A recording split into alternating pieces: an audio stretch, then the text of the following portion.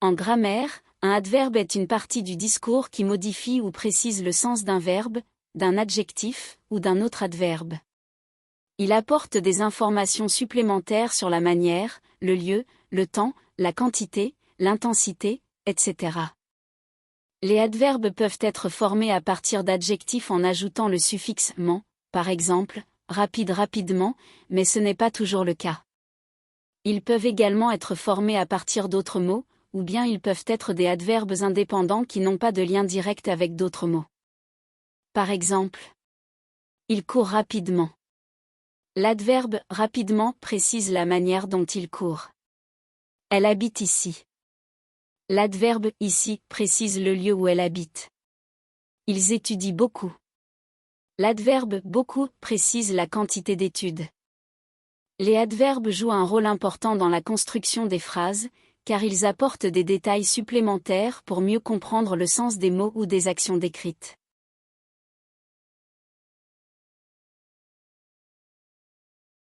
Les adverbes sont utiles pour les écrivains car ils permettent d'ajouter de la précision, de la nuance et de la richesse à leurs descriptions, actions et dialogues. Voici quelques bénéfices qu'ils apportent. Les adverbes aident à spécifier comment une action est effectuée. Par exemple, il marchait lentement, elle chante magnifiquement ou il parle passionnément. Ils permettent de donner plus de détails et de rendre les scènes plus vivantes. Les adverbes sont des mots qui modifient le sens des verbes, des adjectifs ou même d'autres adverbes. Dans ce cas précis, les adverbes aident à préciser comment une action est effectuée. Prenons l'exemple de la phrase « il marchait lentement ». L'adverbe « lentement » vient ici préciser la façon dont la personne marche, en indiquant qu'elle le fait de manière peu rapide. Grâce à cet adverbe, on visualise mieux la scène, on se représente quelqu'un marchant d'une manière calme ou non hâtive. De même, dans la phrase « elle chante magnifiquement », l'adverbe « magnifiquement » apporte des détails sur la manière de chanter de cette personne. On comprend alors qu'elle le fait avec beaucoup de talent ou d'aisance, ce qui rend la scène plus vivante et plus intéressante. Enfin, avec l'exemple « il parle passionnément », l'adverbe « passionnément » nous informe sur la façon dont cette personne s'exprime. On suppose qu'elle parle avec sincérité et émotion, ce qui ajoute de la profondeur à la scène. En somme, les adverbes permettent d'enrichir le langage en apportant des précisions sur la manière dont les actions sont effectuées. Ils rendent ainsi les descriptions plus vivantes et les scènes plus immersives pour le lecteur ou l'auditeur. Nuances. Les adverbes permettent d'exprimer des nuances de sens et d'émotion. Par exemple, il sourit timidement ou elle l'écouta attentivement. Ils permettent d'ajouter des variations dans le ton et le sentiment des personnages. Lorsque l'on utilise des expressions comme « il sourit timidement » ou « elle l'écouta attentivement » pour décrire les actions des personnages, cela permet d'ajouter des variations dans le ton et le sentiment de la scène. Dans le premier exemple, « il sourit timidement », cela donne une indication sur l'état d'esprit du personnage. En le décrivant comme souriant timidement, on comprend qu'il est peut-être légèrement gêné ou réservé.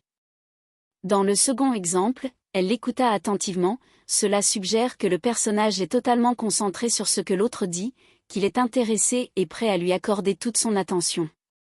Ces expressions permettent donc de rendre les traits de caractère des personnages plus vivants et de dévoiler leurs émotions, en donnant des indications subtiles sur leur façon d'agir et de réagir. Efficacité.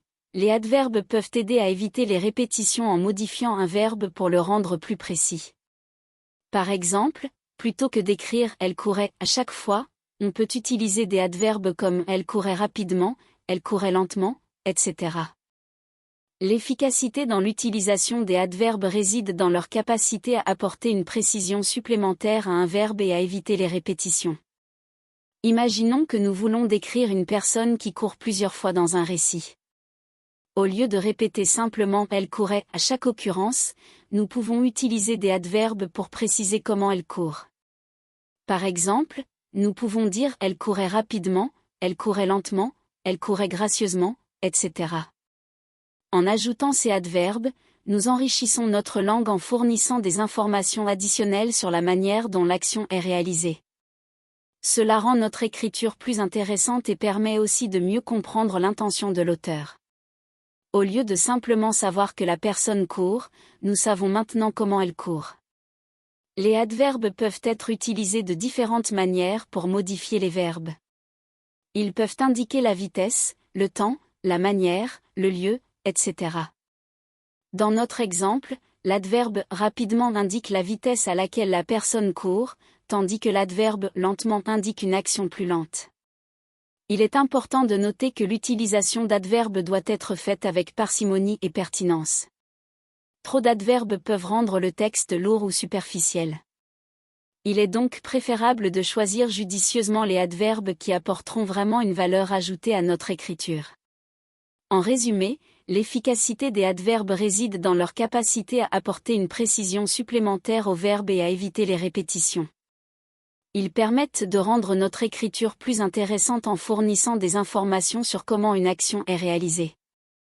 Cependant, il est important de les utiliser avec parcimonie et pertinence.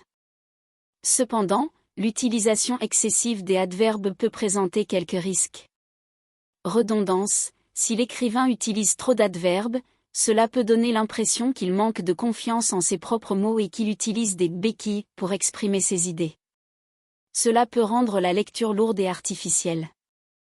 Lorsqu'on parle de redondance dans l'écriture, cela fait référence à l'utilisation excessive d'un élément ou d'une construction linguistique qui n'apporte pas vraiment de valeur supplémentaire au texte. Dans ce cas précis, il s'agit de l'utilisation excessive d'adverbes.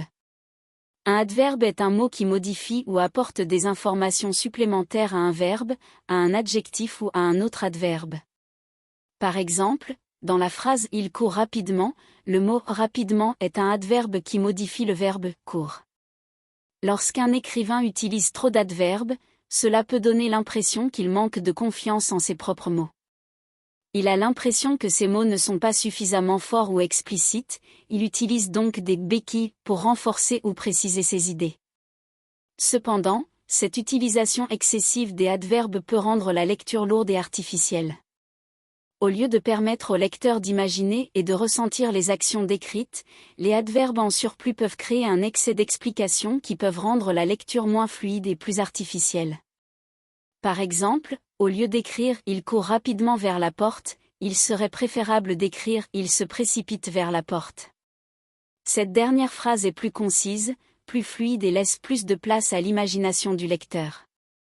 En résumé, l'utilisation excessive d'adverbes peut donner l'impression que l'écrivain manque de confiance en ses propres mots et utilise des béquilles pour exprimer ses idées. Cela peut rendre la lecture lourde et artificielle. Il est donc préférable d'utiliser les adverbes avec parcimonie et d'opter pour des formulations plus concises et évocatrices. Manque de précision. Certains adverbes généraux comme bien, mal, vraiment peuvent être vagues et ne précisent pas suffisamment l'action ou l'état.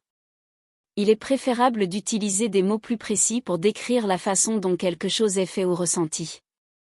Lorsque l'on utilise des adverbes tels que bien, mal ou vraiment, ils peuvent manquer de précision dans la description d'une action ou d'un état. Par exemple, dire « il a bien joué » ne nous donne pas suffisamment d'informations sur comment il a joué exactement. Était-il habile, précis, stratégique ?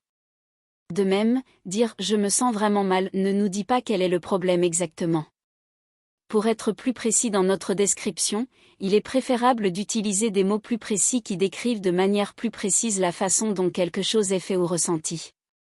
Par exemple, plutôt que de dire « il a bien joué », on pourrait dire « il a joué de manière habile et précise ». De même, plutôt que de dire « je me sens vraiment mal », on pourrait dire « je me sens nauséeux et fatigué ».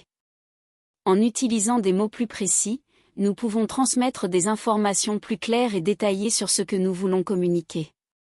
Cela rend notre langage plus précis et aide les autres à mieux comprendre nos pensées et nos sentiments. Lorsque l'on utilise les adverbes dans un roman, il est préférable de les utiliser de manière mesurée et réfléchie.